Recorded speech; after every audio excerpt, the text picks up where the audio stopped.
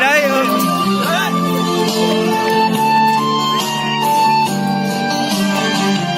Đây.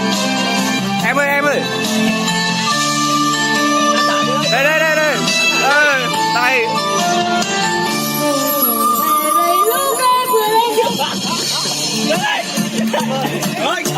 Đập lên tiền.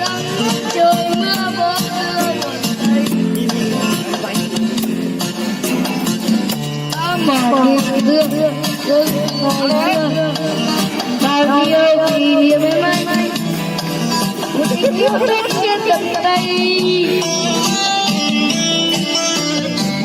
tôi trở về đây vẫn tình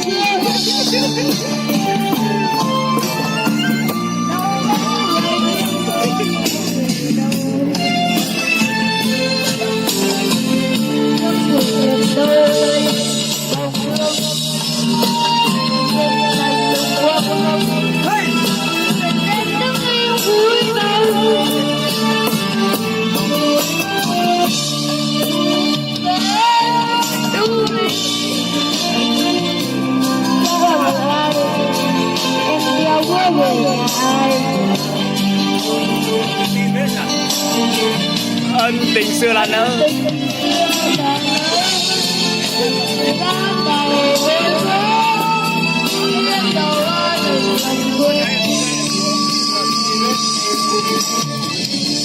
Tình tôi